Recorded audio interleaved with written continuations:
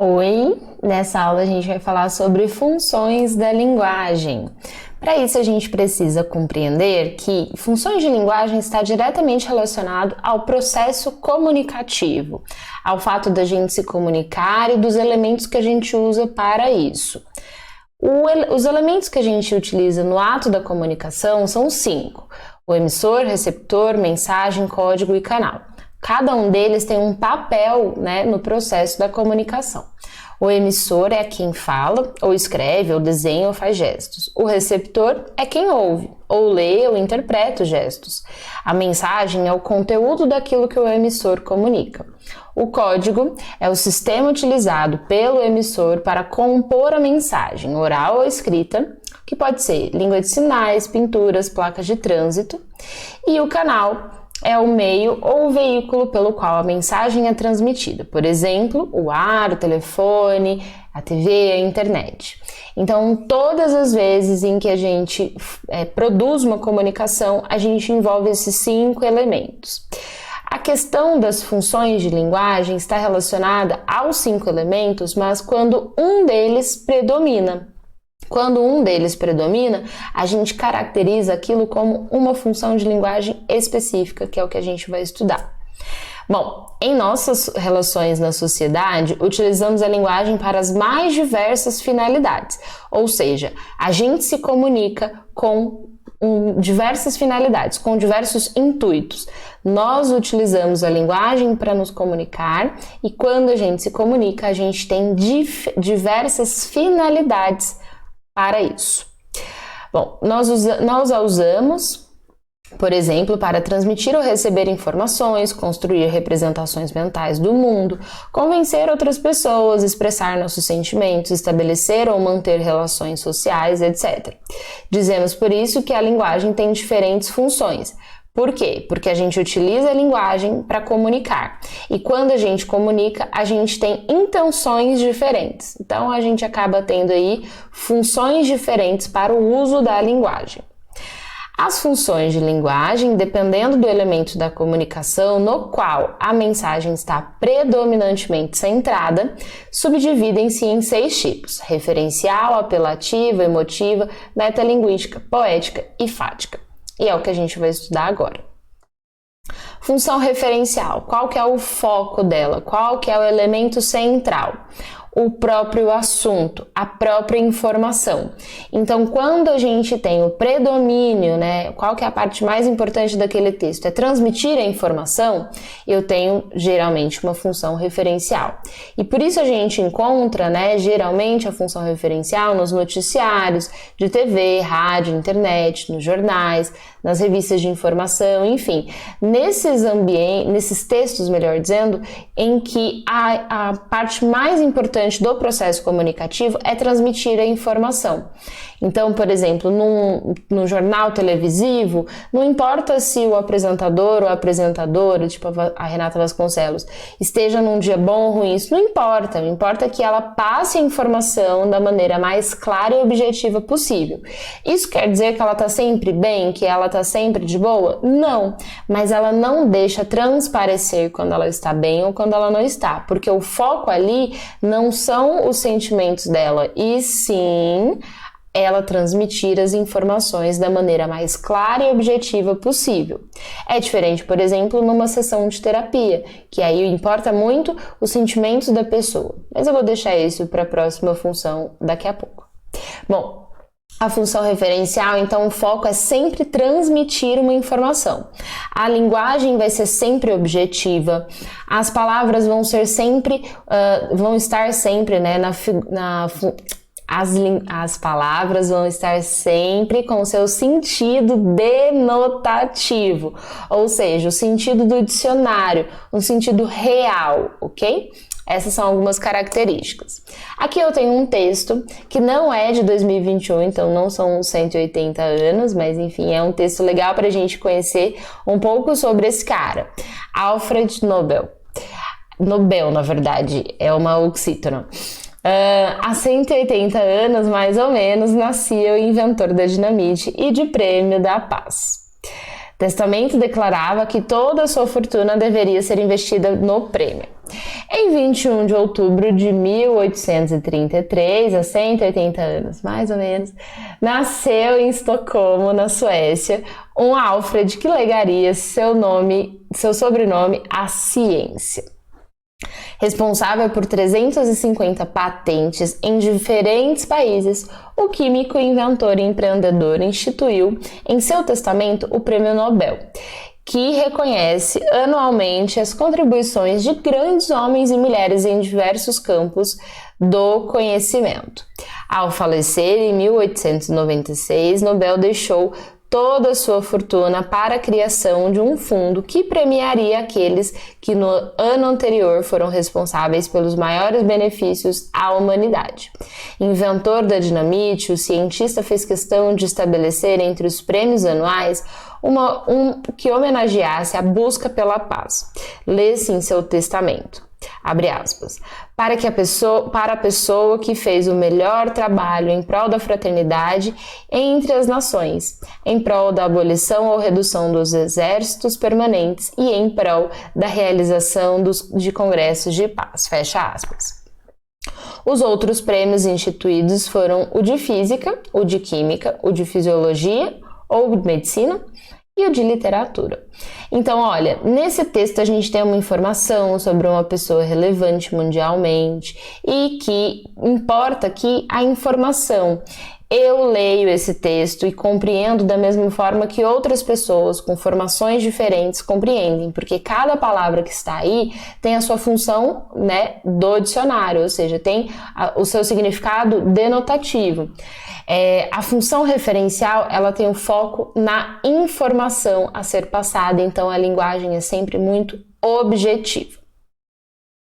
Quando a gente fala da função conativa, que também pode ser conhecida como apelativa, a gente está falando de uma função que vai entrar em contato com a pessoa, com o foco dela ali, né, que ela vai tentar convencer um público específico sobre determinada coisa.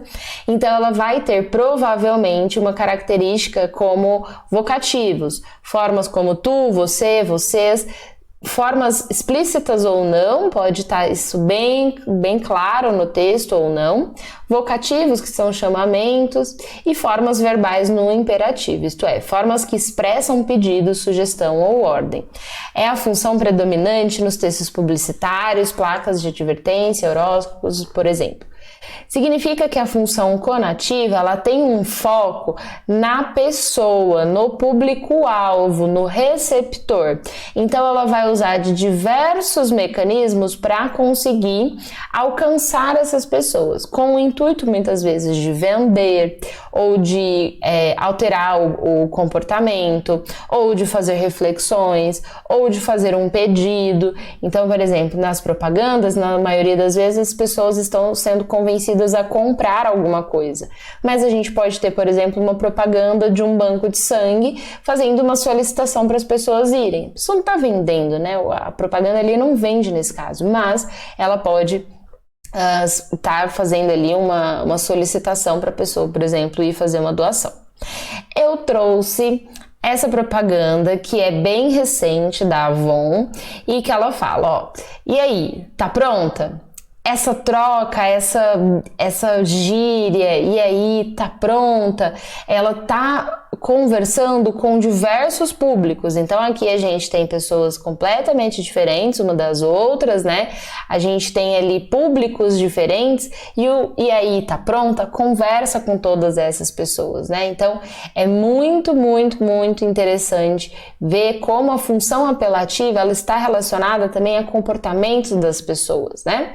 Ela está relacionada ao que está acontecendo no dia a dia, porque ela vai sempre tentar convencer as pessoas a fazer alguma coisa. Nesse caso aqui seria uma venda, né, de um produto da Avon. A função emotiva, que eu falei lá no comecinho, sobre a questão, né, do convencimento, do convencimento não, das emoções, de passar uma informação referente a você, é o que a gente vai falar aqui, ó. Na função emotiva, que também é conhecida como expressiva, é comum o emprego de interjeições, palavras e expressões que exprimem estados de espíritos e de reticências, que são pontos de exclamação na linguagem escrita, como recursos para enfatizar os sentimentos do emissor. A função emotiva, ela vai ter foco na emoção de quem fala. Então, a sessão de terapia, geralmente ela tem uma função emotiva predominante, porque você fala muito sobre os seus sentimentos, sobre o que você acredita, sobre o que você pensa, sobre o que você sente. Aí, eu trouxe um trechinho, né, de uma música do Almir Sater, trouxe o vídeo, se você clicar aqui em cima no material que está aqui embaixo, você consegue também ouvir a música. Aconselho que vocês ouçam, é uma música bem gostosinha. E aí tem um trechinho que eu quero ler, ó. Ando devagar porque já tive pressa e levo esse sorriso porque já chorei demais. Hoje eu me sinto mais forte, mais feliz, quem sabe, só levo a certeza de que muito pouco sei ou nada sei. Então ele fala sobre ele, e aí eu tô me referindo a um eu lírico, tá? Não necessariamente ao Almir Sater, mas o eu lírico fala sobre os seus sentimentos, sobre o que ele acredita, e a função que predomina aqui é a função emotiva. A função metalinguística é a que a gente está fazendo o tempo todo aqui na aula. Porque a função metalinguística é quando a gente usa a coisa para falar da coisa. Em todas as aulas de português que são ministradas em português, nós temos função metalinguística. Eu uso o português para ensinar o português, então eu uso a coisa para falar da coisa. Então é quando a linguagem é utilizada para falar da própria linguagem, a gente caracteriza como função metalinguística. Trouxe um poema do Drummond bem bonitinho que eu vou ler agora. Gastei 1 hora pensando em um verso que a pena não quer escrever. No entanto, ele está cá dentro, inquieto, vivo, ele está cá dentro e não quer sair. Mas a poesia deste momento inunda minha vida inteira. Então ele está falando sobre um processo de escrita de um poema usando um poema para tal.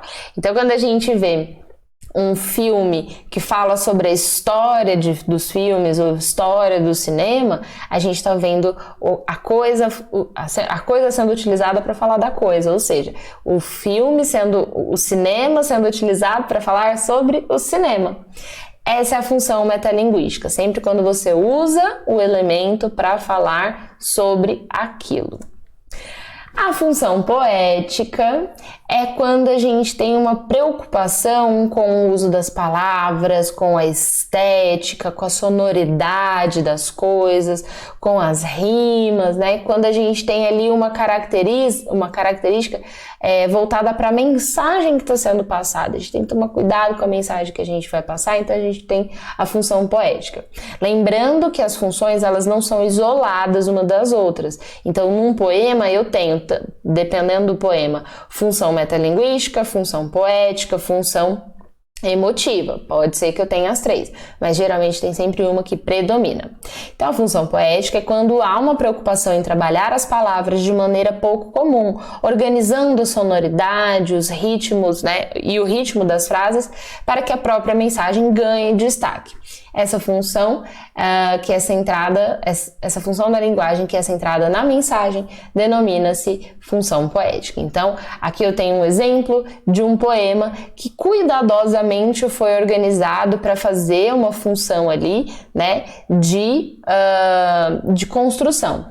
Aqui também tem uma função, né, uma função um pouco bem nítida, na verdade, né, que é a função metalinguística. É um poema que fala sobre ampulheta e tem um desenho de ampulheta. Mas mesmo assim, a função poética predomina, tá bom?